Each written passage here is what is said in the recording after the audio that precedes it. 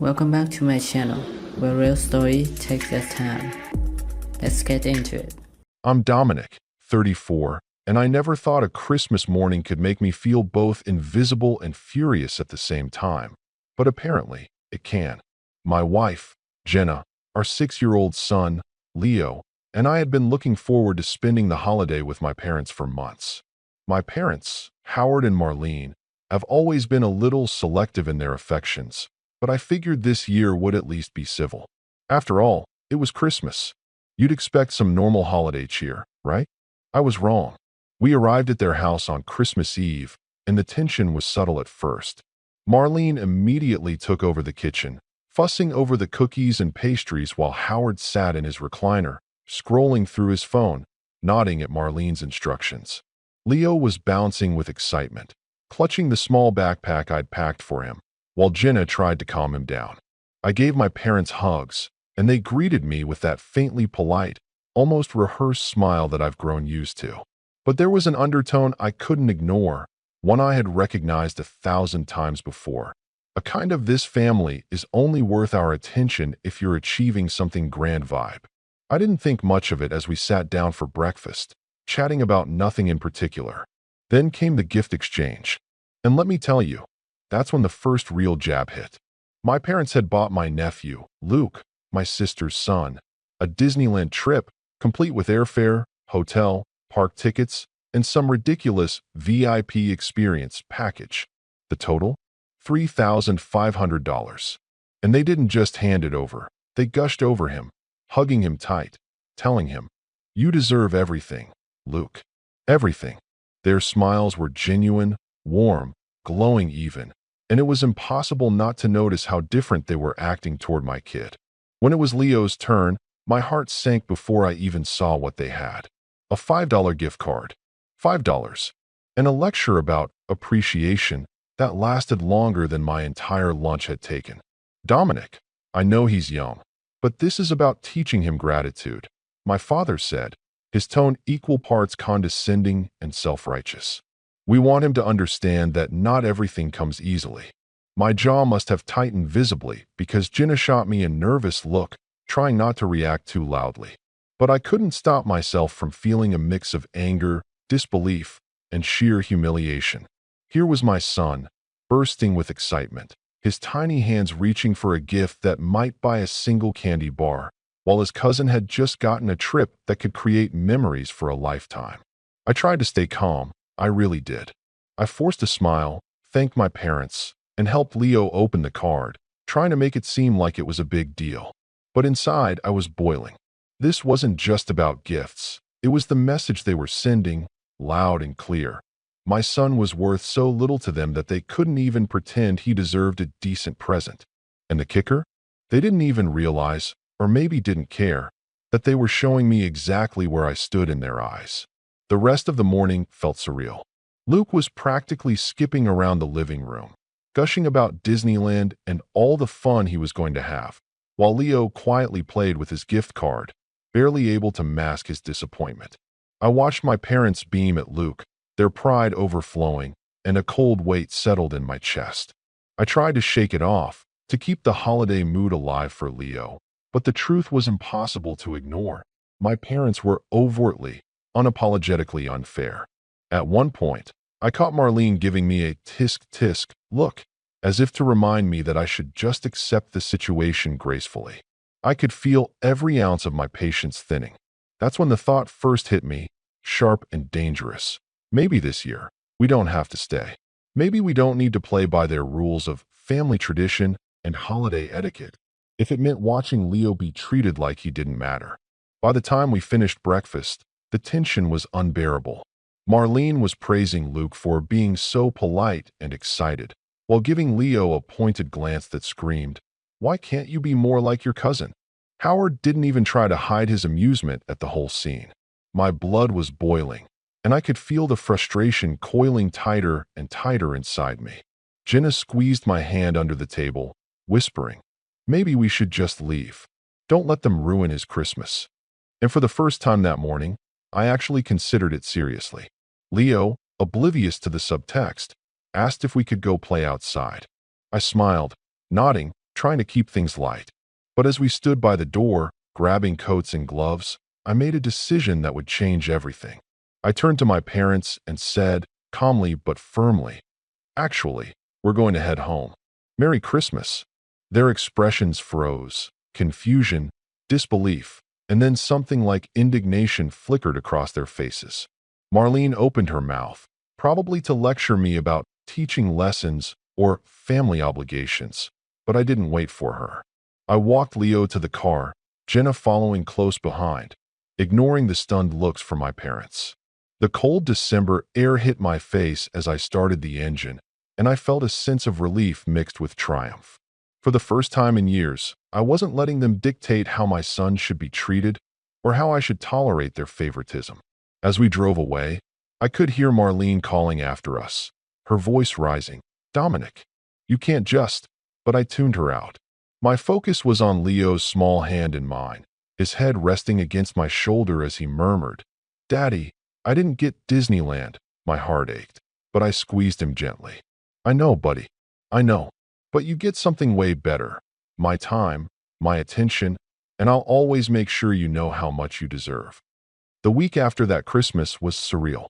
It was as if my parents couldn't quite comprehend what had just happened. They'd never seen me take a stand before, and clearly, it shook them.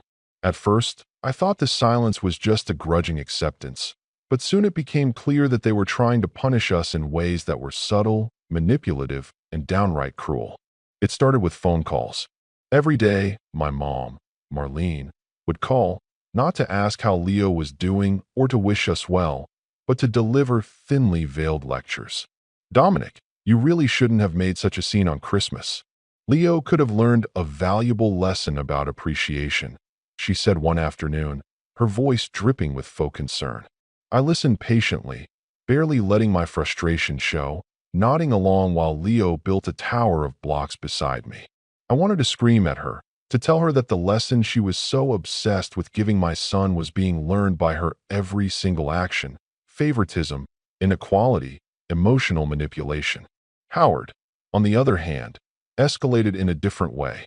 He started making passive-aggressive jokes whenever I came over to drop off or pick up something for Leo. Little comments about how I apparently couldn't provide enough for my own kid, or that maybe one day I'd understand how much money really matters in raising children. His smirk was always smug, like he had some secret knowledge that I didn't. I bit my tongue, but every word stung like a needle. Then came the family texts. I had muted the group chat after the Christmas disaster, but my phone would still buzz with messages. Pictures of Luke enjoying Disneyland, photos of him on rides, meeting characters, and holding souvenirs that looked like they cost more than my entire holiday budget, flooded in daily. Each picture had captions like, "We love our generous Luke," and "So proud of our thoughtful little guy." I tried not to let Leo see them, but one afternoon, he spotted a screenshot I had tried to close too slowly. His eyes widened, his small face crumpling as he whispered, "Daddy, why don't they ever do anything like that for me?" I swallowed hard, my throat tight, and hugged him. "Because they're a little mixed up, buddy. But we're okay. We have what matters." I wanted to mean it fully, but inside, I was seething. By the third day after Christmas, I realized my parents weren't just favoring Luke. They were actively undermining me. One evening, Jenna and I were at home when my phone rang. It was Marlene, and from the first words, I knew she was testing boundaries. "Dominic, I just wanted to say, we had such a nice time with Luke this morning. I wish Leo had been there. Maybe next time he can learn to be more like Luke." Her tone was syrupy, as if she were praising me, but I could hear the knife hidden in the words. I didn't respond. She repeated the message in slightly different words, trying to provoke me, and when I still didn't answer, she ended with a dramatic sigh. I realized then that this was a psychological game, and they were playing it expertly, or at least they thought they were. They were counting on guilt, humiliation, and my natural instinct to keep the peace, to force me back into the role of the compliant son.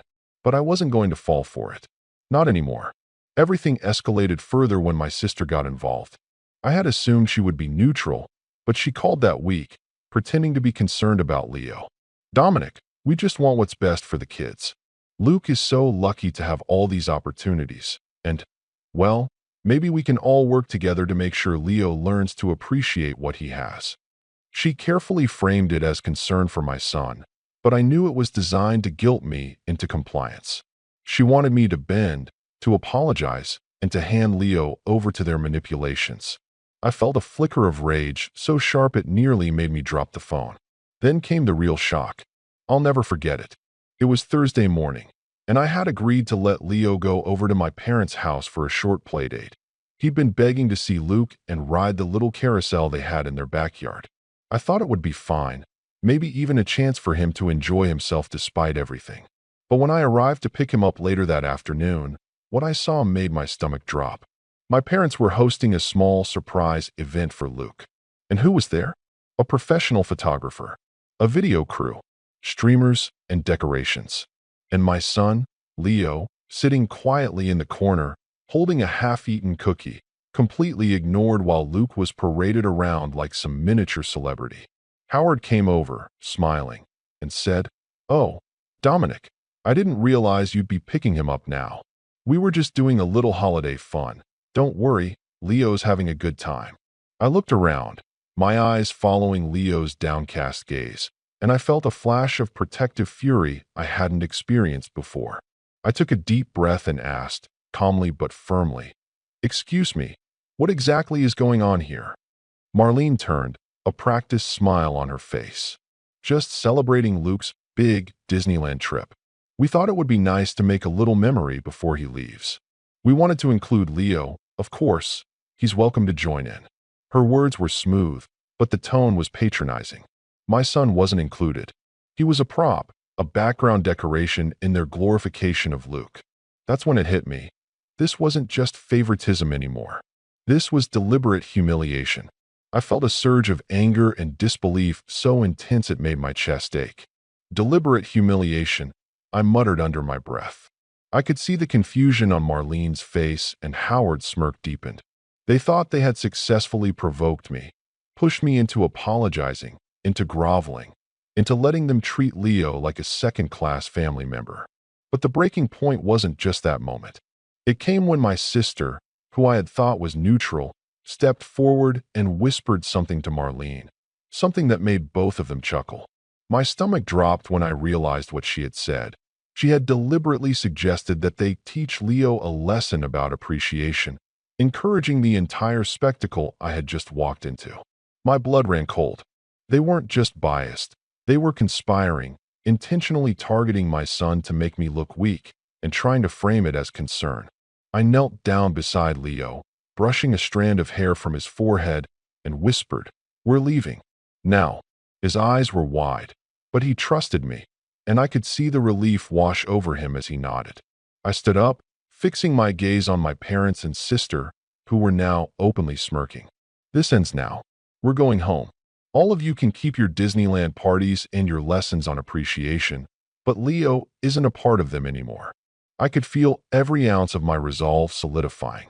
This wasn't about a trip or a gift anymore. This was about protecting my son from a toxic family culture that was willing to humiliate him for their own satisfaction. And that's when Howard's face changed.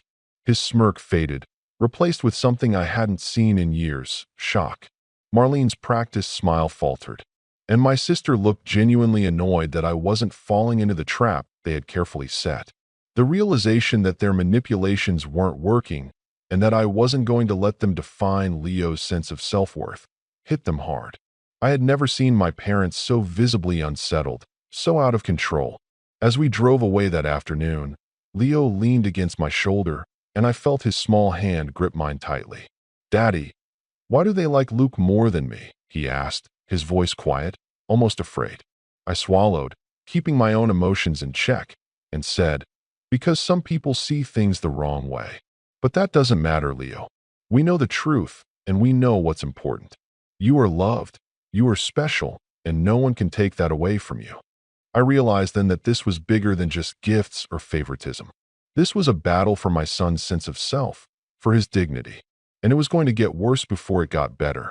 That week had shown me who my parents really were: manipulative, entitled, and completely unafraid to hurt a child to make a point. But it also revealed something else. I had the power to stop it. I just had to be smart, calm, and deliberate. After that day, I could barely breathe without thinking about what my parents had done. Driving home, Leo asleep in his car seat. I kept replaying the image of him sitting quietly in the corner while Luke was celebrated like some little prince. It wasn't just the favoritism anymore. It was deliberate, orchestrated, and cruel. I felt like I had been stripped down to nothing. My role as a father and protector mocked, minimized, and laughed at. That night, when I tucked Leo into bed, he hugged me tightly and whispered, "Daddy, I don't want them to like Luke more than me." I felt a choked lump in my throat. "I know, buddy," I said softly, "but we're going to be okay. I promise." Even after saying that, the guilt and frustration clung to me like a heavy coat. The week that followed was emotionally exhausting. My parents began calling almost every day, sometimes 2 or 3 times, trying to check in, which was code for pushing me to come back into their orbit and submit to their rules again. The texts and photos kept arriving too. Luke with his new toys, Luke on Disneyland rides, Luke grinning as if the world revolved solely around him. Leo didn't ask to see them anymore. He'd learned to avoid the messages, but the hurt still lingered. Every night, I would scroll through the pictures in silence, fighting the rage that threatened to spill over, knowing I had to stay calm for Leo's sake. At first, I felt powerless. I questioned myself constantly. Maybe I was overreacting. Maybe my parents weren't that bad. But then I remembered the look on Leo's face that Thursday afternoon, the quiet despair in his eyes as he watched the celebration without being part of it. And something inside me snapped. I couldn't let this happen again. Not to him. Not to me. I decided to take a step back and really assess the situation. For years, I tried to please my parents, to earn their approval, to fit into their version of what a good son should be. And for years, it had never worked. I realized I had been living my life in a state of quiet desperation, trying to meet their impossible standards while neglecting my own needs and the needs of my family. That had to end. The first thing I did was set boundaries. No more daily calls, no more group chat notifications. I blocked their messages for a while and told them, calmly but firmly, that Leo and I needed space to recover from the week's events. The silence was deafening at first, and I could almost hear them fuming on the other end. But I refused to bend. I could feel my strength returning bit by bit as I realized that I didn't need their approval to validate my worth or Leo's happiness. Next, I focused on rebuilding what I could control. I started small, weekend trips with Leo and Jenna, little adventures that didn't require approval or comparison. We went ice skating, baking, and even built a snow fort in the backyard. Seeing Leo's eyes light up when he felt seen and valued, when he wasn't being measured against someone else, filled me with a quiet, burning determination. I realized I could create memories for him that were more meaningful than any Disneyland trip. Work also became an outlet. I had a small business, something I'd always been proud of but never fully invested in because I'd spent so much energy trying to gain my parents' approval. I threw myself into it, dedicating long hours, brainstorming new strategies, and pushing myself beyond what I thought possible. Slowly but surely, it started paying off. My business picked up new clients, and I realized that success didn't have to be flashy or about pleasing someone else. It was about independence, control, and integrity. Meanwhile, I began to see the cracks in my parents' facade more clearly. The more I distanced myself, the more they tried to pull strings, manipulate, and guilt me into submission. They started showing up unannounced, bringing gifts for Leo that I didn't ask for, and delivering long-winded lectures on gratitude and family values. I listened politely, nodding, but inside I was untouchable. I was no longer letting them define my family's happiness. I had discovered a kind of quiet power, the kind that comes from knowing your self-worth and refusing to compromise it. The real turning point came one evening when I received an email from my parents that I almost didn't open. The subject line read, "A chance to make things right." Curiosity and a flicker of old fear gnawed at me, but I opened it anyway.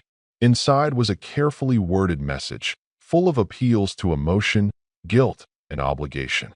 They tried to paint themselves as the victims, implying that I had cut them out unfairly and that Leo was missing out on family traditions because of my stubbornness. My blood boiled at the audacity, but the thing that struck me most was their hubris. They truly believed they could manipulate me again, even after everything. That was when I made a decision. I would not respond. I would not engage. But I would plan. I began quietly documenting everything. The gifts, the favoritism, the manipulations, the photos, the lectures. I kept detailed notes about the way they treated Leo versus Luke, noting every instance of inequality and humiliation. It wasn't just about revenge. It was about building a shield around my son, creating evidence that I could use to protect him and myself if this escalated further. As the days passed, I could see a subtle shift in myself. I was no longer the frustrated, reactive son. I was strategic, calm, and deliberate. I still felt anger, but it was focused now, a tool rather than a burden. I began imagining what it would look like to finally reclaim the power they had always tried to hold over me. How to make them see the consequences of their actions without resorting to shouting or public humiliation. I wanted a plan that would be precise, undeniable, and satisfying. Leo noticed the change too. One afternoon, he said, "Daddy, you seem happy." I paused, thinking for a moment. "I am, buddy. I'm happy because we're together, and no one can take that away from us." He smiled, and for the first time in days, I felt a sense of calm wash over me. I realized that in protecting my son and asserting my boundaries, I was also reclaiming my own life. The week continued like this, a mixture of small victories, emotional recovery, and quiet plotting. I knew my parents wouldn't back down, not without a fight, and I didn't intend to wait for them to make the first move. I began researching, talking to friends who had navigated toxic family dynamics, and even consulting with legal advisors, carefully, discreetly. Every step I took was calculated, a move toward something bigger than just defending Leo. It was about setting a precedent. I wouldn't be pushed, manipulated, or humiliated again. Then came the call that shocked me to my core. It was Jenna, and her voice was trembling. "Dominic, your parents." "Luke, something's happened." My heart leapt into my throat. I could hear her swallowing hard, trying to compose herself. They went overboard. "Luke, it's bad, Dominic. You need to see this." My mind raced, imagining everything from a minor accident to something worse. But deep down, I felt a strange sense of inevitability. This was the culmination of their entitlement, their obsession with showing off, and their need to prove superiority. When I arrived, the scene that unfolded before me confirmed everything I had feared and hinted at the opportunity I'd been quietly waiting for.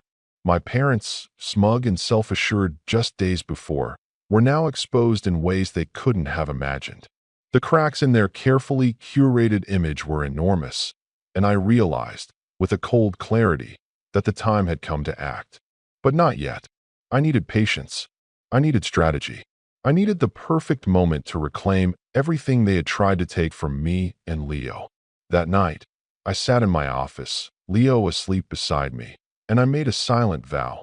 I would protect my son, I would rebuild what had been broken, and I would ensure that when the time came, my parents would understand exactly what it felt like to lose control. I wasn't just fighting for Leo anymore. I was fighting for the dignity, respect, and self-worth that they had spent a lifetime trying to strip from me. By the time the new year rolled around, I had spent weeks quietly assessing the situation.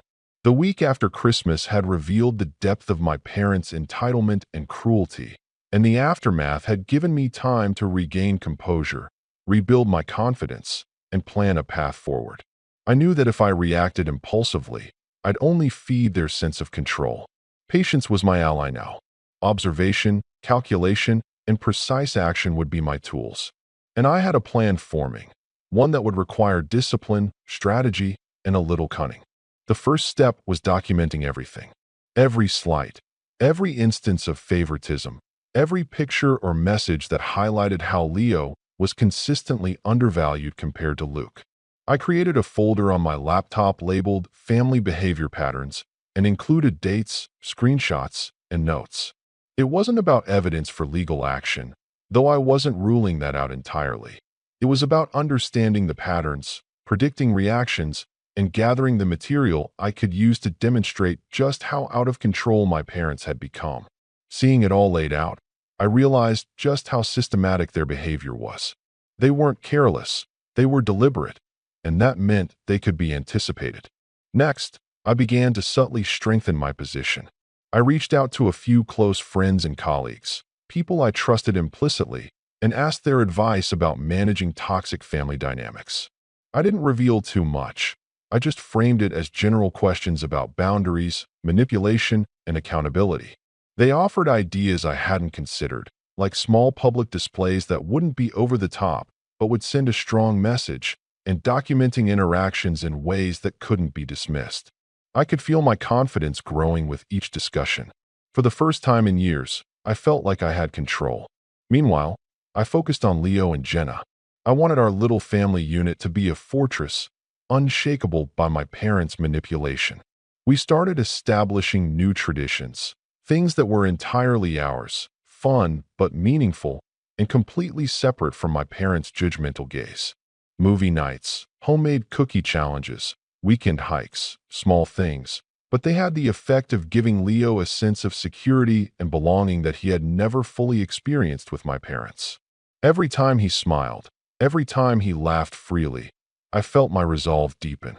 I would protect this bubble at all costs. I also began quietly observing my parents' habits.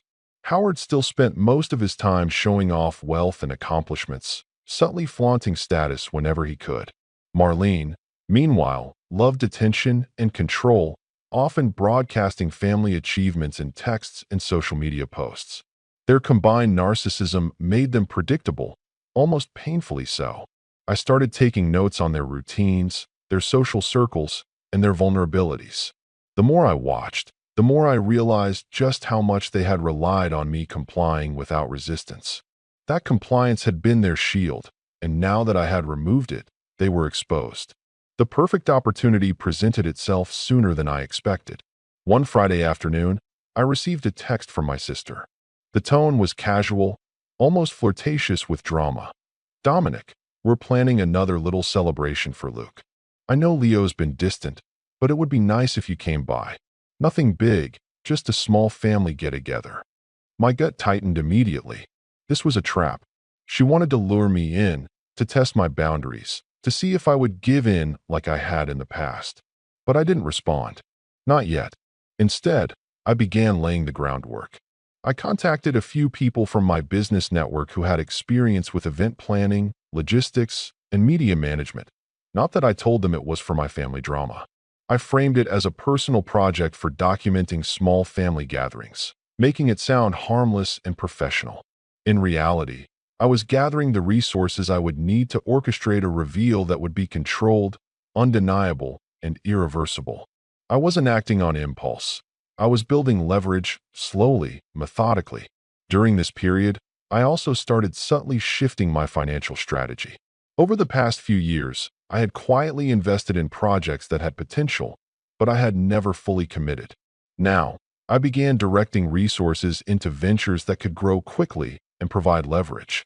It wasn't about flaunting money or status. It was about creating independence and influence. If my parents tried to belittle me or assert control, I wanted a position from which I could respond decisively. Watching them treat Luke like a golden child had reminded me that appearances mattered to them more than substance, and I intended to use that. At home, the tension with Leo persisted in quiet ways.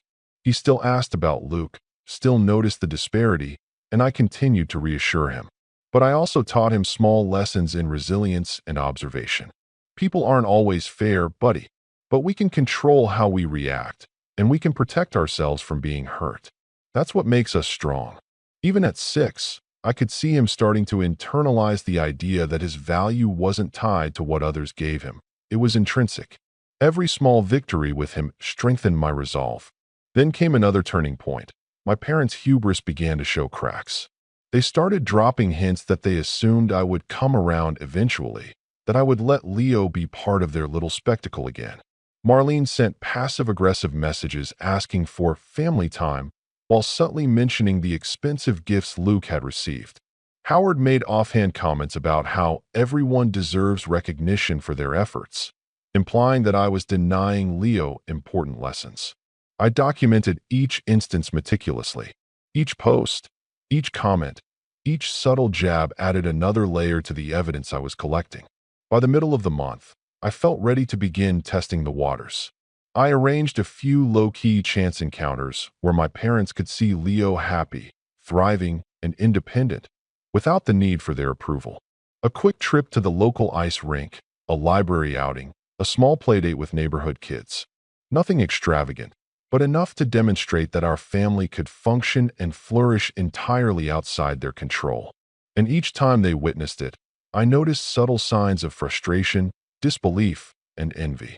It was quiet, satisfying, and important. They were beginning to understand, in small doses, that I wasn't powerless anymore. At the same time, I started imagining the bigger reveal, the moment where all the effort, observation, and strategic patience would culminate. It wasn't about cruelty.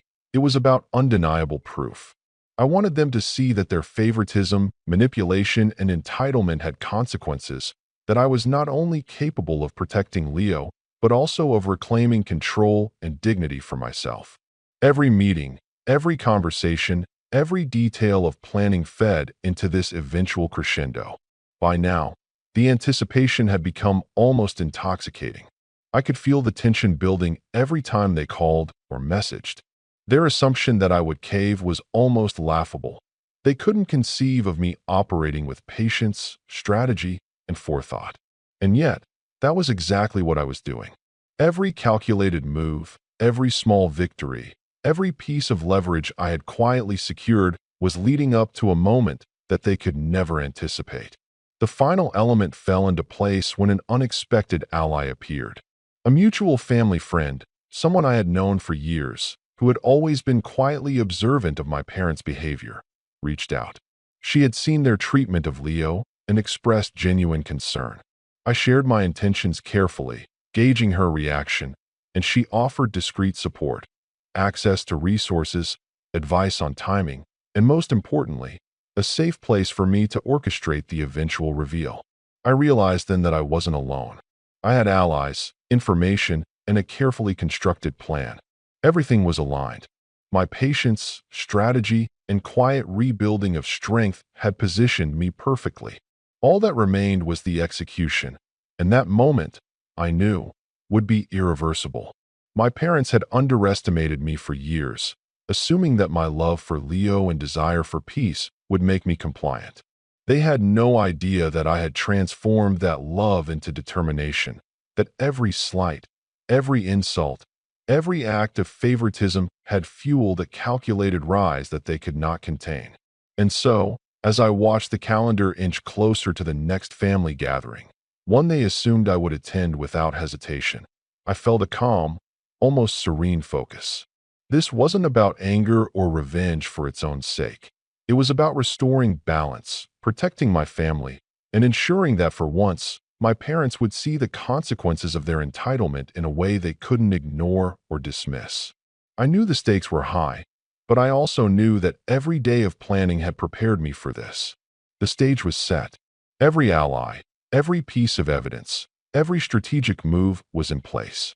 All that remained was the final act, the moment that would show my parents that the rules had changed, that I was no longer a passive player, and that Leo's happiness, dignity, and self-worth were not negotiable. I could feel the tension coiling tighter with every passing hour, a slow, deliberate tightening of the rope that would eventually leave my parents dangling, exposed, and entirely powerless to undo what I had built. The day finally arrived. The family gathering my parents had assumed I would attend without hesitation. They thought it would be another opportunity to flaunt Luke's privileges, lecture Leo on gratitude, and subtly assert their control over me. But what they didn't know was that I had orchestrated everything with precision. Every detail, every ally, every piece of evidence had been carefully aligned to make this the moment where their entitlement and manipulation would be laid bare in a way they couldn't deny or spin. I arrived with Jenna and Leo, outwardly calm, the quiet confidence I had been cultivating over the past month radiating in every step. My parents' eyes lit up with what I assumed was smug satisfaction. They believed they had already won. Marlene's smile was exaggerated, Howard's nod condescending. My sister was poised for some sly comment or sly smile meant to provoke me. But I was untouchable now, and they didn't know it. "Dominic," Marlene exclaimed, practically sparkling. "We're so glad you could make it. Isn't this just perfect timing, with Luke here? Oh, and Leo too, of course." The tone was syrupy, patronizing, and intentionally designed to make me feel small. I smiled politely, nodded, and let Leo walk beside me, completely at ease. This time, I wasn't defensive. I was deliberate. I was in control. The first part of my plan was subtle, observation and exposure. I had arranged for a few mutual friends and family acquaintances to be present, people who were aware of the situation and had seen how my parents treated Leo compared to Luke. As the gathering began, Howard and Marlene fell into their usual pattern, lavishly praising Luke, recounting Disneyland highlights, subtly lecturing Leo, and occasionally glancing at me as if I would scold my son for daring to exist in the same room. I let it unfold, documenting every word, gesture, and reaction on my phone. Then came the moment I had been waiting for, the accidental unveiling. I casually mentioned that I had made some changes at work, some recent successes, and a few projects that had gained attention in the local business community. Howard's face shifted slightly from smugness to interest. Marlene's eyebrows lifted. My sister, sensing an opportunity to condescend, leaned in. "Oh, Dominic, do tell us. It must be nice to finally have something to brag about," she said, smirking. I smiled faintly, my voice calm. "Actually, I wanted to share something with everyone. Over the past month, while we've been recovering from the holidays, I've been quietly working on a few projects. And the results are significant." I pressed a button on my phone, and the large screen in the corner of the room lit up with a presentation I had prepared. Charts, photos, press coverage, all highlighting the growth of my business, the recognition I had received, and most importantly, the recent partnerships and investments that had elevated my company to a position far beyond anything my parents had anticipated. The room went silent. Marlene's smile faltered. Howard's smirk disappeared. My sister's eyes widened in disbelief. I continued, pointing to images of Leo participating in our weekend projects, learning skills, and enjoying experiences that fostered independence, creativity, and joy, without relying on my parents' approval. "These are the memories and achievements that matter most," I said, my tone deliberate, controlled. "Leo isn't just loved, he's thriving, and he's doing it without being compared to anyone else." I let the silence linger, watching the subtle shift in their body language. They had assumed they controlled the narrative, that they could manipulate perception with lavish gifts and public displays. But now, the truth was undeniable. Leo's happiness, growth, and achievements were entirely independent of them. Their manipulations, favoritism, and entitlement were now exposed in plain sight, witnessed by mutual friends and family. The next stage was even more deliberate. I invited Leo to share something he had been working on, a small project we had created together at home. He proudly showed off his little invention, explaining it with the enthusiasm and confidence that I had helped nurture. I noticed Howard shifting uncomfortably, Marlene adjusting her posture, my sister crossing her arms. They had expected a timid, grateful child who would reinforce their narrative, but instead, Leo radiated pride, intelligence, and joy. Their control had evaporated. Then came the final element. I handed out copies of a short compilation I had prepared, a comparison of the past holiday, the Disneyland gifts, the lectures, and the subtle ways they had belittled Leo. I included documentation, messages, and carefully worded notes highlighting the inequity and emotional harm. I thought it was important for everyone here to see this clearly. I said, my tone steady. "This isn't about money or status. It's about fairness, respect, and recognizing the impact our actions have on children. Leo's experiences should matter as much as anyone else's." The effect was immediate.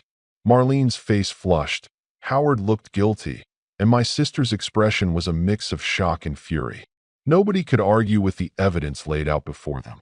They were silent, exposed, and finally confronted with the consequences of their behavior in a way that didn't rely on accusations or shouting.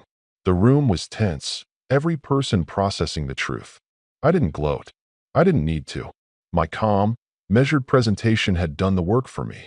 I had demonstrated that Leo's value wasn't determined by their favoritism, that their manipulations were transparent, and that my family, my little unit, was thriving without their approval. The power dynamic had shifted entirely. They were no longer in control. I was. Leo, sensing the shift, smiled at me. "Daddy, we did it," he whispered. I nodded, feeling a wave of pride and relief. "Yes, buddy, we did." The fallout wasn't immediate, but it was permanent. In the days that followed, my parents' messages and calls became fewer and more tentative. They were no longer smug, no longer condescending. They had seen the consequences of their behavior, and they knew that attempts to manipulate or belittle would no longer work. My sister's calls became awkward, her sly comments disappearing entirely. Even the extended family, who had sometimes enabled or overlooked their entitlement, began to treat me and Leo with a level of respect that had been absent for years. Most importantly, Leo's sense of self-worth flourished. He had experienced the contrast between favoritism and genuine care, and he now understood, at 6 years old, that he didn't need validation from people who chose to be unfair. He had learned resilience, confidence, and the importance of self-respect. The lessons my parents had tried to teach through manipulation had been learned instead through love, patience, and careful guidance. Jenna and I watched this unfold quietly, proud and content. The holidays that had once felt like a battlefield had transformed into a triumph of strategy, patience, and steadfast love. We hadn't needed to resort to anger or cruelty to prove our point. We had demonstrated strength through calm, deliberate action. Months later, when the next Christmas approached, my parents were noticeably different. The entitlement was still there, but tempered by a wariness they had never experienced before.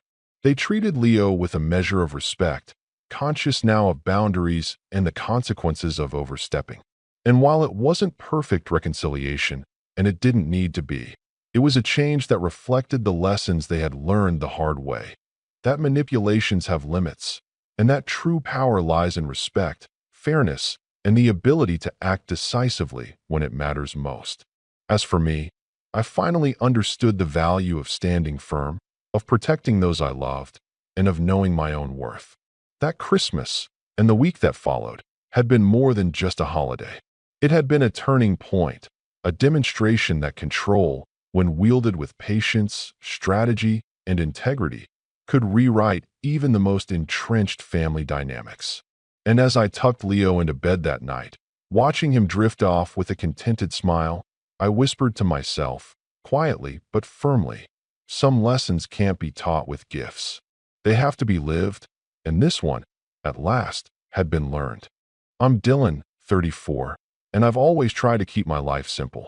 I work hard, I save, I enjoy my weekends away from the chaos of city life. That's why, last Friday, I packed a bag, grabbed my dog, and drove up to my lake house, tucked away in the woods far enough from anything that could bother me. I'd spent the week buried under deadlines at work, and I was looking forward to a quiet, peaceful weekend. Just me, the lake, and the kind of silence that lets you actually think. I had no idea that the one person I least wanted to see would show up first, and with him, his entire circus of a family. It started innocently enough. I just parked my car by the dock, stepped out, and let the crisp autumn air hit my face when I heard a familiar, booming voice that instantly tightened my chest.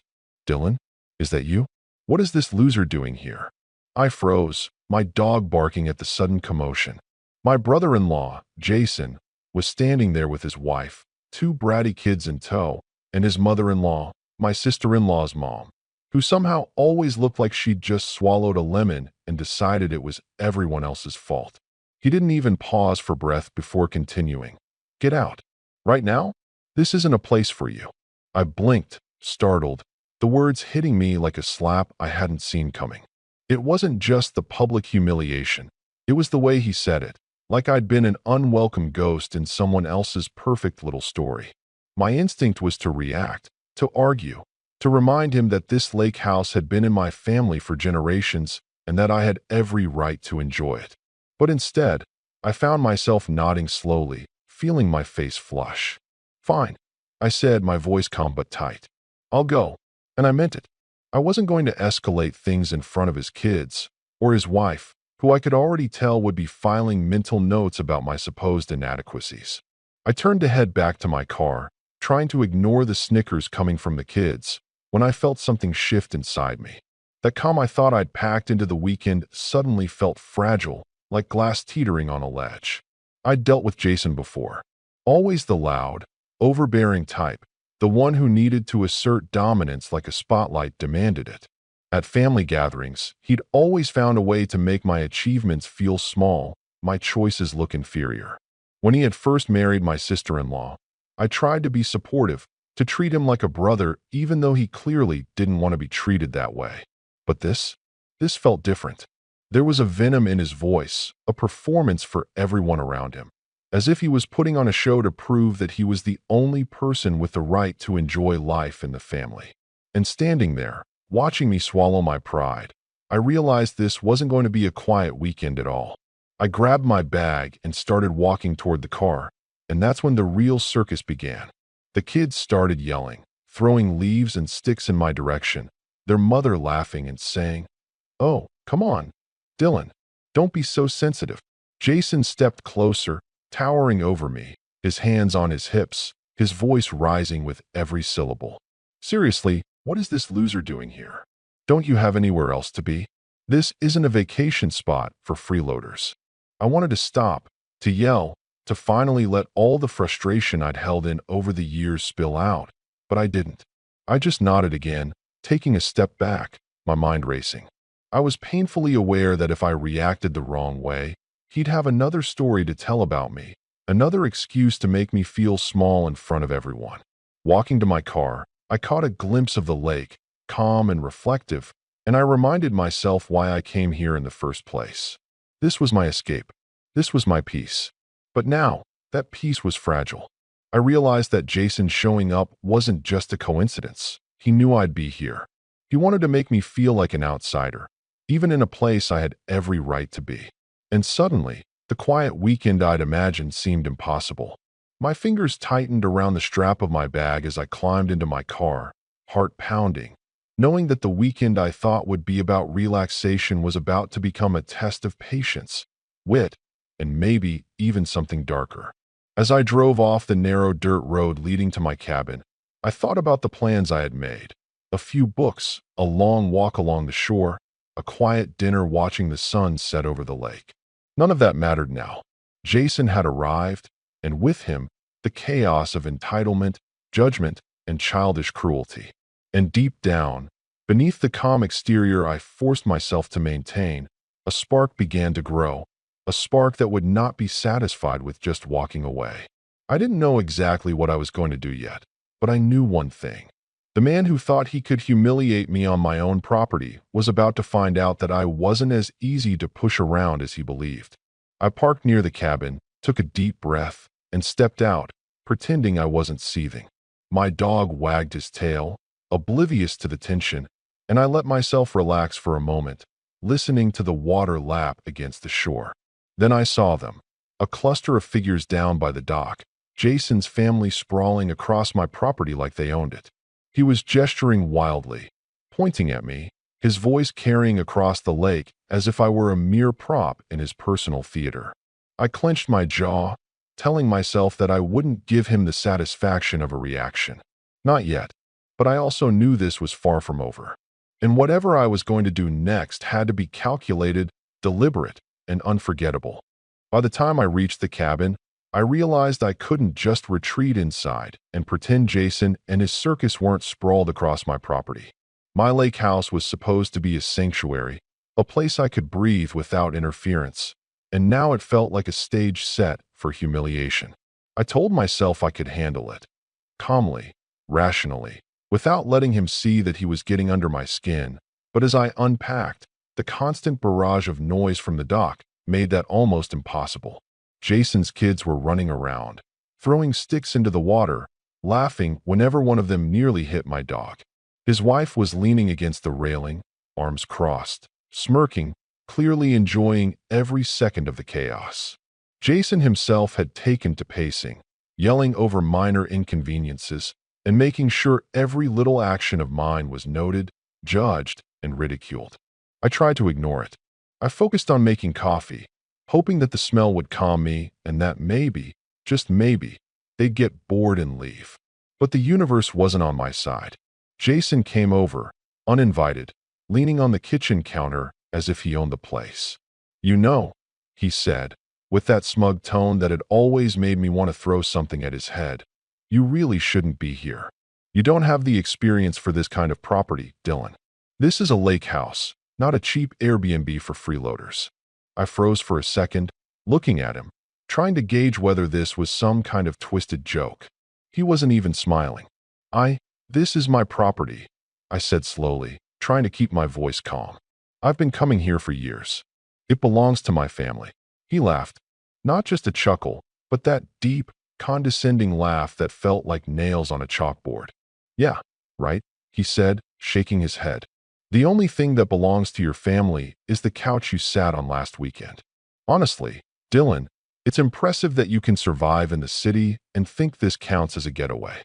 You really need to step up your life." He leaned closer, eyes glinting with amusement. "You know, if you ever wanted advice on how to actually enjoy life instead of sulking here, I could help." I wanted to slam the coffee mug down in front of him, wanted to scream that I didn't need his approval or his help, but I didn't. I forced a smile and said nothing, letting him squirm in his own sense of superiority. But that was only the beginning. Over the next few hours, the harassment escalated. Jason made sure every little thing I did was scrutinized. If I tried to set up a chair on the deck, he'd yell from across the yard, "Oh, let me do that for you, Dylan. You clearly need help." When I went to take a walk along the shoreline, his kids ran in front of me, deliberately kicking up water and mud, laughing as they did it. Each time, his wife would clap or laugh, clearly signaling her approval. Even his mother-in-law joined in at one point, making a snide remark about how some people really shouldn't bother with the outdoors. It's exhausting watching them try. Every word, every movement, felt like a calculated strike. They weren't just being obnoxious. They were actively trying to make me feel small, powerless, and embarrassed on my own property. I tried to remind myself that I wasn't alone. I had my dog, the quiet lake, the peace of being away from the world. But even that was being intruded upon. Jason had the gall to throw a small dock party, complete with music blaring from a portable speaker, right where I normally sat in solitude.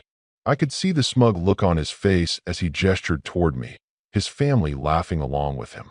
I clenched my jaw, reminding myself not to react, not to give him the satisfaction. But inside, the calm I'd come here to find was rapidly dissolving. Then came the tipping point. I had gone inside to grab a book and try to mentally remove myself from the chaos outside when I heard a scream. My dog was barking wildly, and before I could even react, I ran outside to see what had happened. One of Jason's kids, a little boy with more energy than sense, had tripped near the water's edge. Normally, I'd have rushed to help, but as I stepped closer, I realized something was different. Jason wasn't running to assist. He was laughing, pointing, calling out, "Careful, don't drown, Dylan's friend." His wife joined in, her laughter like nails scratching across a blackboard. The boy had fallen into shallow water, scraped his knee, and was crying, but no one was helping except for me. I froze for a second, the realization hitting me. They weren't just being obnoxious, they were testing me. They wanted to see if I'd react, wanted to see me panic, wanted to see me fail as a host, as a man, as someone who deserved to be here. And when I bent down to help the boy, to scoop him up and comfort him, Jason shouted, "Really? You think that's your job? You can barely handle your own life, and now you're babysitting mine?" That was the moment something inside me snapped. I tried to ignore him, to rise above, to maintain my dignity, but this was too far. This wasn't playful teasing or minor humiliation. This was intentional, cruel, and calculated. I set the boy down safely, ignoring Jason entirely, and turned to walk back to the cabin. But as I reached the doorway, my sister-in-law's mother, the ultimate spectator of all this chaos, stepped in front of me. "Honestly, Dylan," she said, her voice dripping with faux concern, "you really need to know your place. You shouldn't even be attempting to manage anything here. Let's leave it to the grown-ups, shall we?" I could feel the anger rising, my hands shaking slightly, and yet I forced myself to take a deep breath. This wasn't just about pride anymore. It was about principle. I wasn't going to let a group of entitled people bully me on my own property. That night, after the family had settled into the cabin, I sat on the deck, the cold air brushing against my face. I replayed the events in my mind, each insult, each calculated move, each moment of disrespect. And then it happened, the ultimate betrayal. I had left my laptop on the kitchen counter, thinking nothing of it, planning to enjoy a quiet evening with a book. When I returned, I noticed the screen open and a file missing. My financial records, carefully organized spreadsheets showing investments and planning I'd spent years perfecting. Jason had accessed it. His wife was hovering behind him, smirking as though it were the funniest thing in the world. I felt a surge of disbelief. I had never expected someone in my family to sink this low, to invade my space, to mock me, and then to take something so personal. It was a line crossed. I confronted them, trying to stay composed, but Jason laughed, brushing me off. "Oh, come on, Dylan. It's just files. No need to overreact. You're making a bigger deal out of nothing." The sheer audacity, the lack of remorse, pushed me past my limits. My heart was racing, my hands felt tight, my mind spinning. I realized that no matter how calm, rational, or patient I had tried to be, they weren't going to stop. They wouldn't leave. They weren't just intruding on my weekend. They were actively trying to assert dominance, to humiliate me, to erase my boundaries. I walked away from the cabin, pacing along the shoreline, the night settling over the lake like a heavy blanket. The calm water reflected the moon, and for the first time that day, I allowed myself to consider the idea of revenge. Not impulsive, not petty, but deliberate. I didn't know exactly what I would do yet, but I knew that leaving things as they were, letting them walk all over me, was no longer an option. Jason and his family had crossed a line, and I was done pretending that patience and civility were enough. By the time I returned to the cabin, the weight of it all had settled over me like ice. I could hear their laughter from inside, see the shadows through the windows, feel the smug satisfaction they were exuding as if they had already won. But they hadn't. Not yet. And as I stood there, staring at the gathering of entitled faces, I made a silent promise to myself. This weekend wasn't going to end with me walking away quietly. Something was coming. Something that would make them wish they had never set foot on my property. And for the first time in years, I felt the anticipation of reclaiming my dignity, my space, and my control building inside me, slowly, deliberately, like a storm forming just beyond the horizon. The next morning, I woke up to the sound of chaos. It wasn't the usual gentle rustle of wind through the trees or the lapping of the lake. It was shrill laughter, shouting, and the unmistakable sound of Jason's booming voice carrying across my property. I had hoped that the night might have cooled his temper, or that at least he and his family would spend the morning quietly, letting me recover from yesterday's assault on my patience. I was wrong. They were worse. Jason had commandeered my dock entirely, setting up an impromptu family breakfast with a cooler, folding chairs, and an assortment of snacks, all while giving me pointed glances every time I so much as moved toward my own deck. I considered confronting him again, but after yesterday's betrayal, I realized that any direct reaction would play right into his hands. He thrived on conflict, on seeing me flustered and frustrated. If I reacted, he won, and his family would cheer him on. So I did the only thing I could think of. I retreated. I went back inside, closed the door behind me, and let the sound of their laughter filter through the windows. My stomach twisted with a mix of frustration and helplessness. This was my sanctuary, my place to escape, and now it felt like I'd become a prisoner in my own home. I sank into a chair, my hands trembling slightly, and thought about all the years I had tried to be the good guy in the family. I had always avoided conflict, always tried to be accommodating, to rise above pettiness.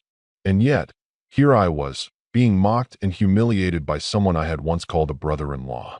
I felt a sinking, crushing sense of failure, like I had let everything I valued slip through my fingers. My mind raced with thoughts of why me? Why now? And yet, beneath the despair, there was a flicker of something else, an awareness that if I didn't act, nothing would ever change. I spent the morning quietly surveying the damage. My carefully maintained dock had scratches from their chairs being dragged across it. A few small tools I kept outside had been knocked over. Even my landscaping looked trampled. Each site was a physical reminder that Jason and his family had crossed every boundary I had set.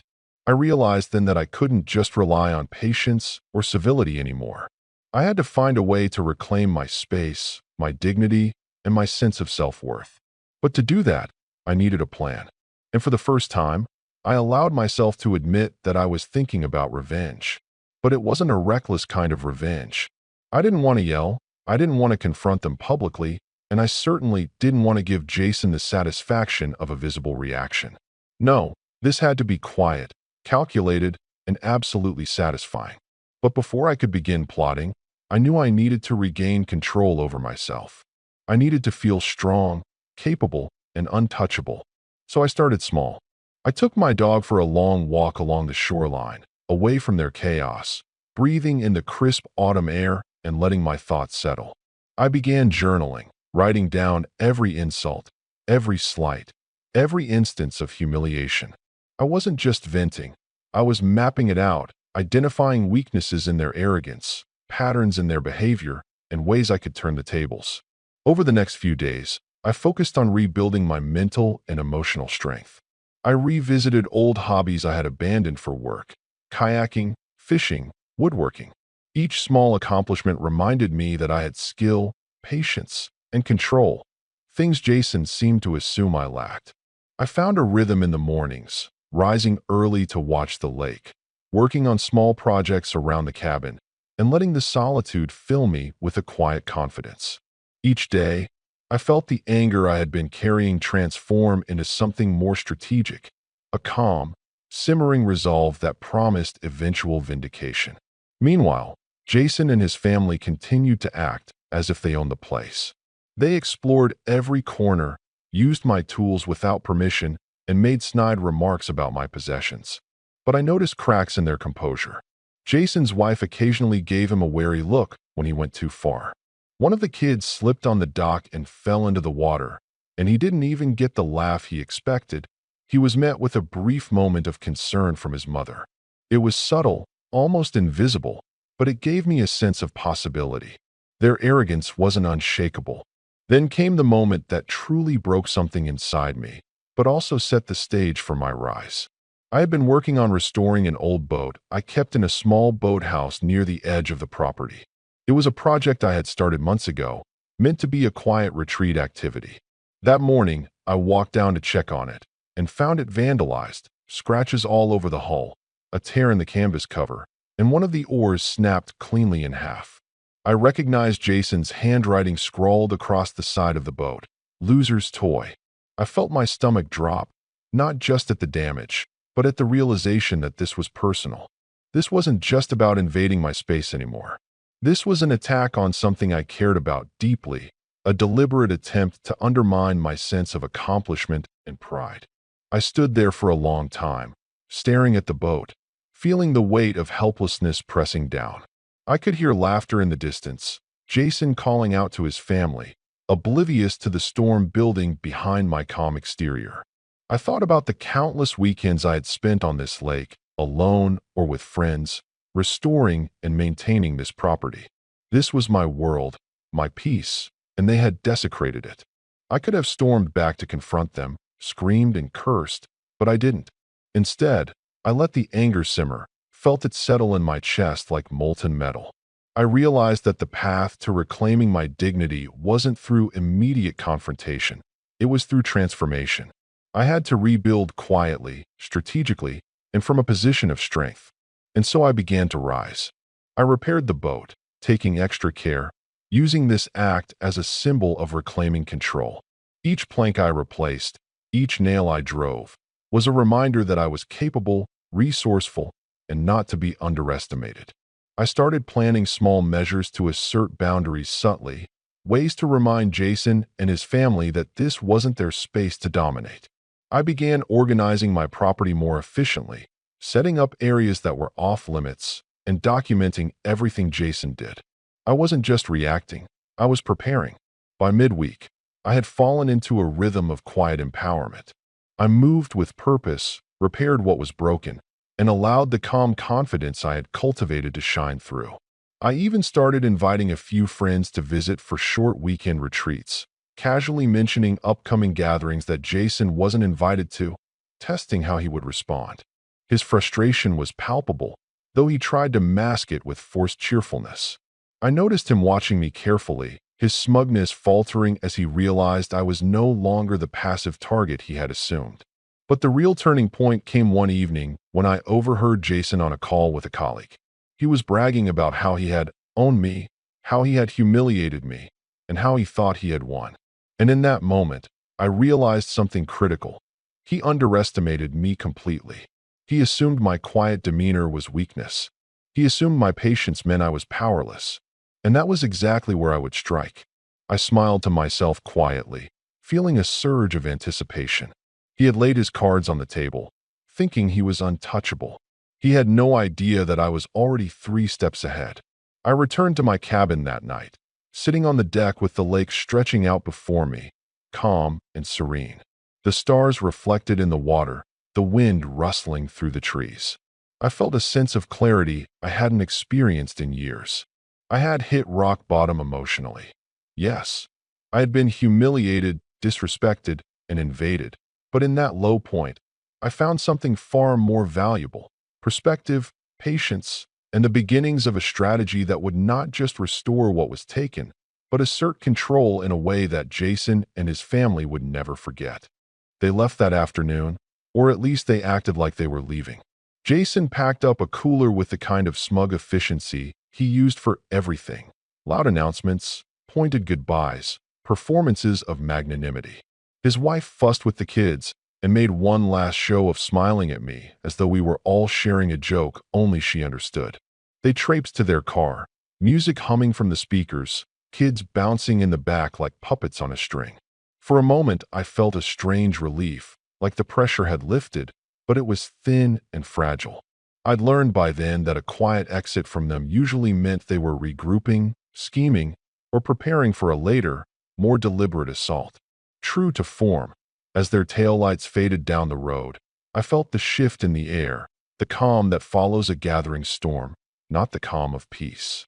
The first order of business was practical: restore order, document everything, and make sure the trail of their intrusion couldn't be erased.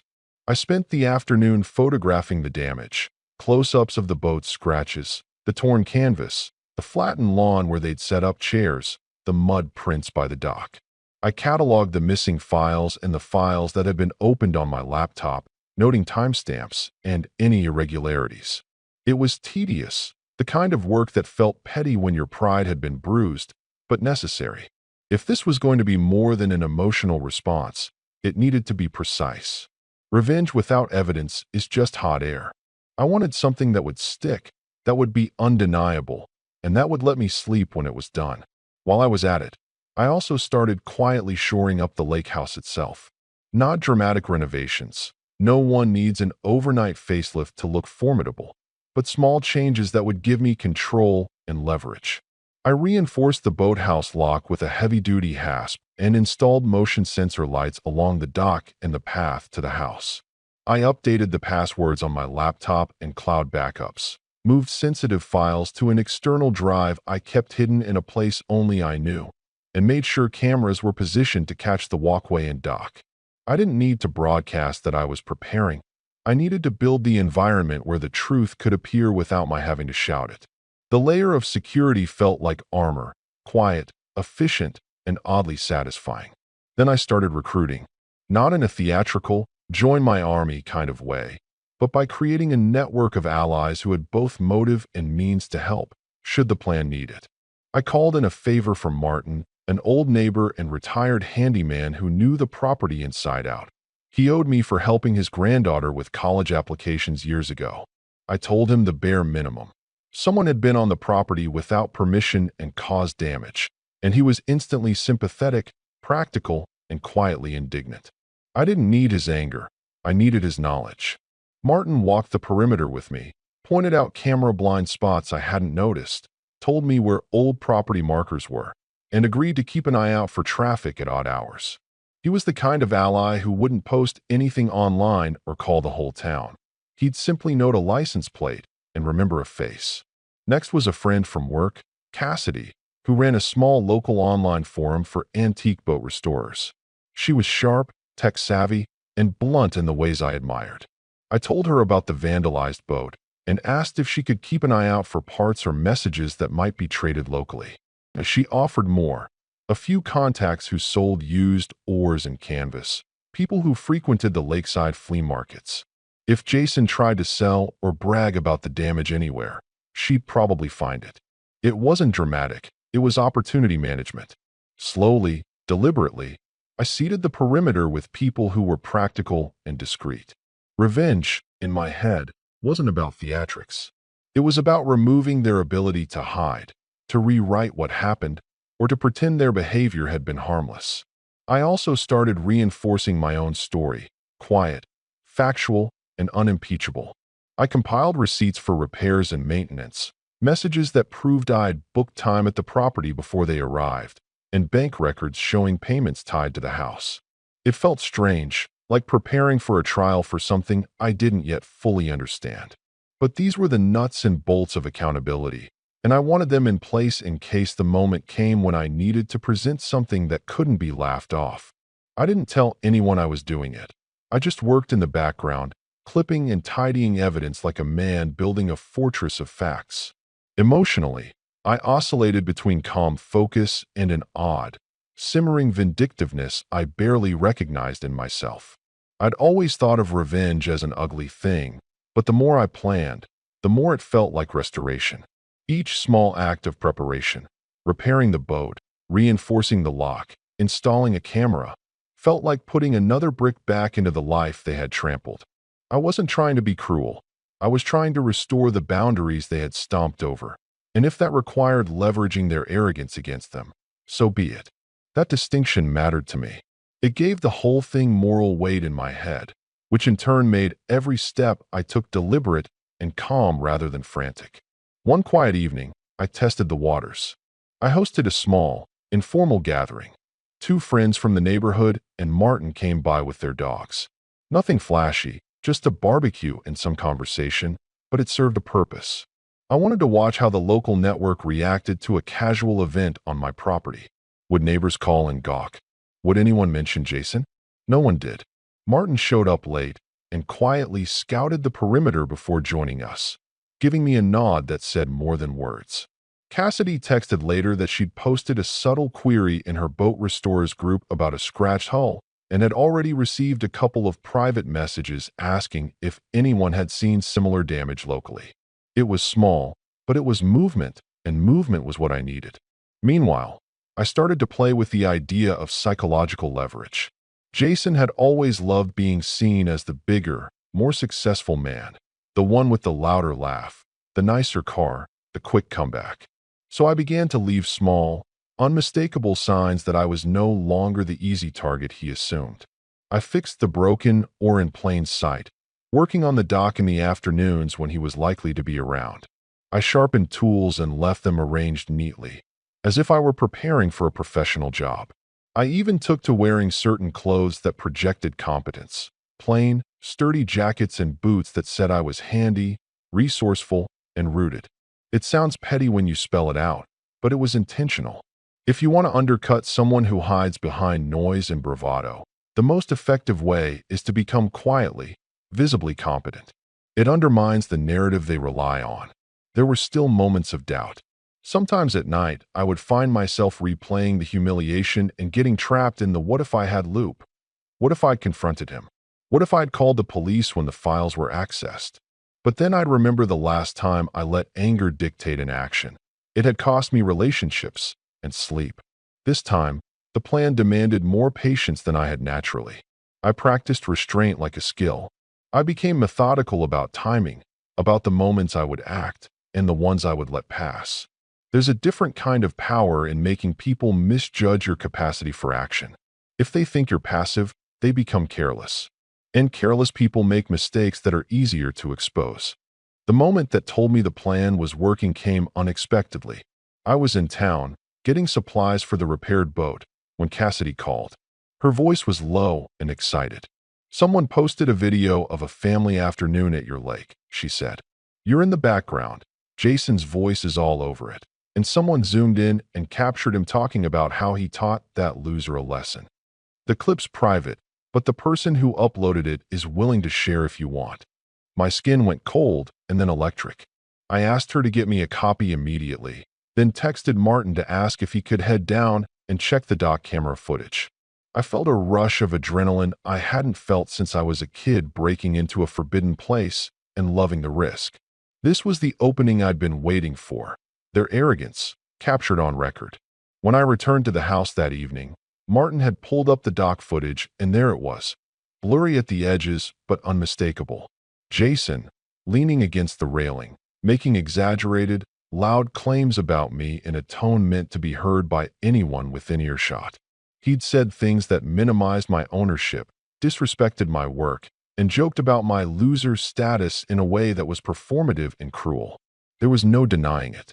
I sat there, watching the grainy video, and I felt something inside me settle into place. This wasn't emotional anymore. It was factual, and facts cut through arrogance in ways that jokes couldn't. I took a breath and started mapping the next moves. The plan didn't need to be dramatic.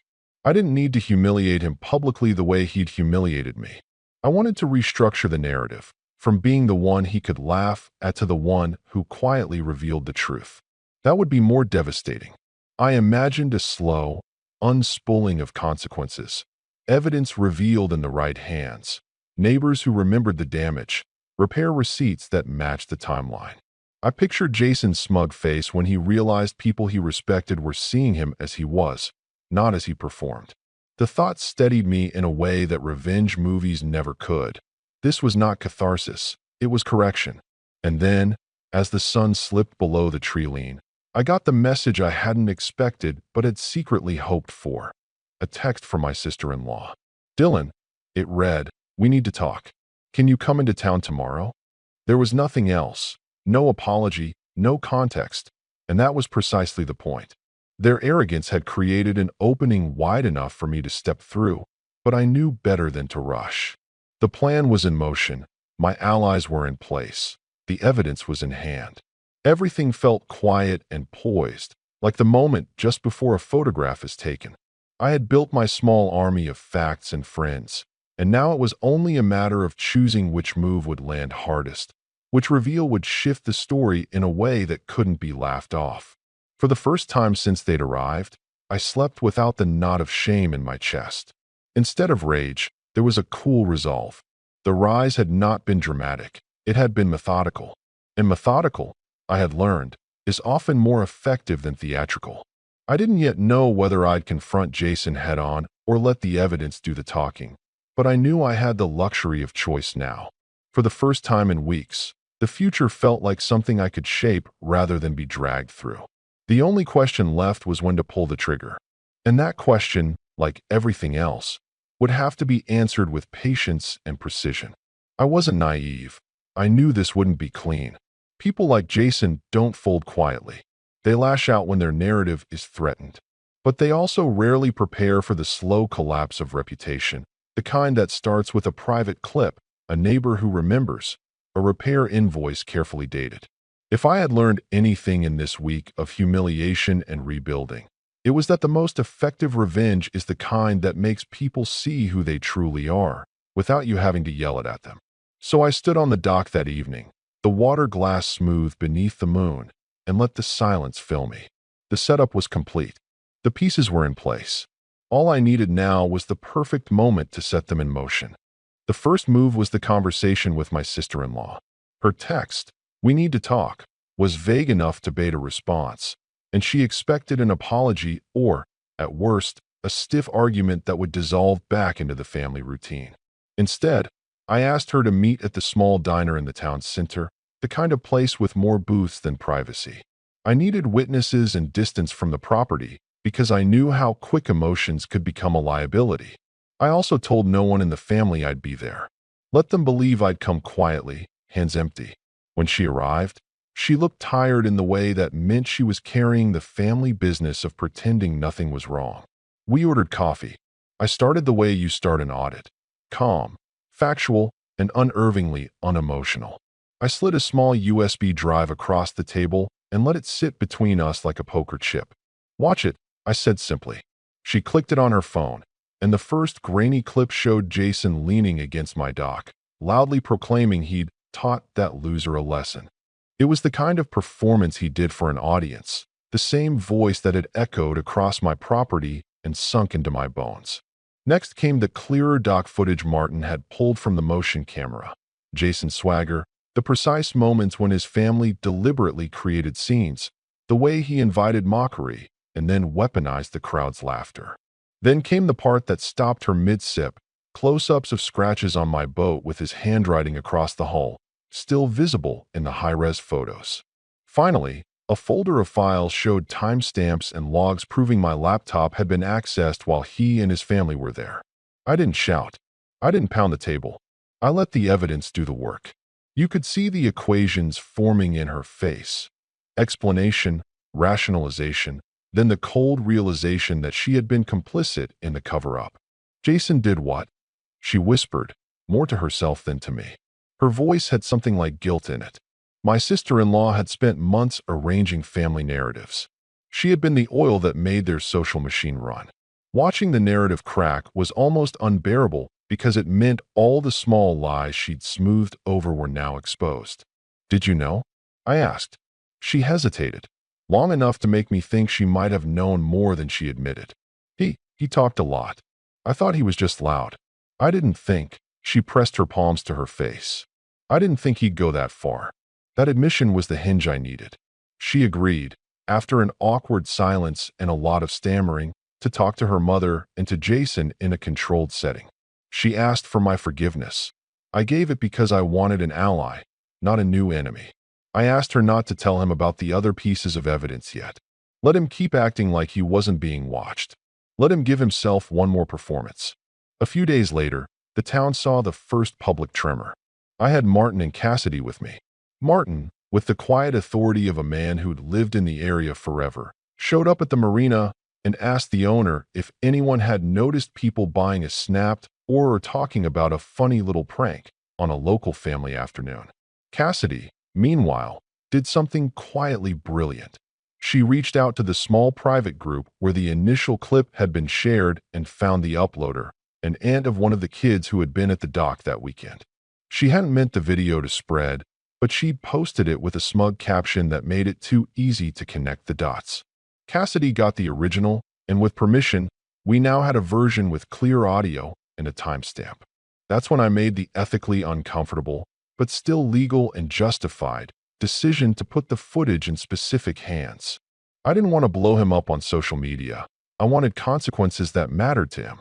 So I sent an email to Jason's work, not accusatory, but factual, with the link and an explanation that this was behavior exhibited in a public setting that could affect client relationships and his standing. At the same time, I filed a formal police report for trespass and vandalism with the county, something I delayed because I'd hoped for a family-mediated resolution, but now the evidence made it the right move. I included the photos, the timestamps, and Martin's signed statement. I didn't set out to ruin him. I set out to make sure someone who acted this way was accountable. The fall was staggered, like pressure building under a cracked dam. The police opened an inquiry. A local property insurance adjuster called me to discuss the boat damage and asked questions that, once answered, meant I had documented financial losses directly tied to the incident. That gave the vandalism a number, a dollar amount that couldn't be laughed away as boys being boys. The marina owner, tired of the gossip and the risk to his clientele, contacted his board and made a quiet note about Jason's family behavior. Word moved in a way gossip does, but with purpose. Neighbors began to speak up. Those who had seen the scene but had laughed in the moment now felt the weight of documentation and shifted from passive spectators to witnesses. Work was the loudest echo. The email I sent to Jason's company reached the right desk. I did not attach the Vine commentary or play the victim card. I detailed facts and asked them to consider whether such conduct, if true, aligned with the professional image they cultivated. I know a lot of you will roll your eyes at invoking professional image, but people like Jason thrive on reputations. He had one at work: affable, assertive, a mentor. The pictures we provided contradicted that curated persona. Within a week, I heard through a mutual acquaintance that HR had called him in for a meeting. I'm not the one to celebrate job losses, and I won't claim I enjoyed that part of it. But I will say this: when the story moved from "he said" to "we have evidence," it stopped being his anecdote and became a documented pattern. At home, the shift was more visceral. His wife confronted him, not publicly, but in a private, devastating way. She'd watched the footage. She'd seen the handwriting on the boat. The kids started asking questions, innocent ones at first, then the kind that make you look at yourself in the mirror. Why did we make him cry? Did Daddy mean that? Being forced to answer those queries changes you. Jason, who'd thought he was wearing armor, discovered his armor had holes. I watched as he moved through the first days like a man unmoored, trying to patch a reputation he'd used as a weapon. There were confrontations, of course. He demanded to meet me at the property once, pressuring me to step into his theater so he could perform dominance again. I declined. I refused to let him bait me into a scene that would only feed his narrative. Instead, I invited him to sit in a mediation setting, Martin present, my sister-in-law there, and the police report filed as the neutral backdrop. The meeting wasn't dramatic. We didn't shout. There were apologies, some sincere and some thin, and paperwork exchanged about restitution for the boat repairs. He wrote a check, and to his credit, the check covered parts and labor, not the humiliation. But money can't fix the rest, and he knew it. It felt to me like someone throwing a bandage over a deep bruise and calling the job done. The real fallout for him was social and quiet, which is worse because it digs in. His friends, people who had enjoyed his performances, started to distance themselves. Invitations stopped coming. The marina owner refused to rent him storage space after complaints from other customers. The online threads compiled by Cassidy and others, documented, factual, with screenshots and timestamps, became an internal reference for people who wanted to know what had really happened. Jason's bragging at work, once an asset, became a liability. Colleagues who had shrugged now spoke up to HR. He lost a promotion opportunity he had been in line for. His boss told him that their clients expected a higher standard of conduct. That was the professional consequence I had hoped for, not because I wanted to punish him, but because it signaled a rebalancing. People who build themselves on belittling others should find that structure unstable. For my part, the cleanup felt almost anticlimactic. I fixed what was broken with help from Martin and the neighbors who had offered without fanfare. My boat looked better than it had in months. I replaced the canvas, cleaned the hull, and painted a small, discreet strip along the bow that said nothing and felt like everything. It was mine again. The dock lights I'd installed caught movement the next time someone banged around on the property after dark. I had clearer video of late-night trespassers, not Jason this time. And one of them left an apologetic note and the money to fix a lantern he'd broken. The community, quietly informed and no longer willing to enable spectacle at my expense, had become my ally. The last act was small and personal. There was a family barbecue scheduled by my sister-in-law in the town park, her attempt, to reset things. She invited everyone. I knew Jason would perform. I also knew that if I attended, it would mean controlling the room with nothing more than calm and evidence. So I went. I arrived early, walked the perimeter, and took a seat where I could see the crowd. People came, some avoiding my eyes at first, others offering small nods of apology. Jason arrived in his standard showmanship mode, but something had changed. He looked exhausted, weighed down by the knowledge that people saw him differently now. The barbecue was not a courtroom, nor was it a spectacle. Instead, it became the stage for quiet reckonings. Neighbors who had once laughed joined conversations that didn't include cruelty. A woman who'd always rolled her eyes at me told me, offhand, that she'd put a security light in her yard after seeing my footage and felt the same violation. A man who'd been Jason's drinking buddy this year told him, in a tone of soft finality, that he couldn't be part of the same antics any longer. The kids, Jason's included, played and then came and sat near me, asking about the lake, about the boat restoration, about the dog. Their curiosity was honest and uncoached. Jason watched, helplessly, as the narrative he'd tried to control dissolved into ordinary life around him. By the time the day ended, what we had wasn't vengeance teeth-bared and triumphant.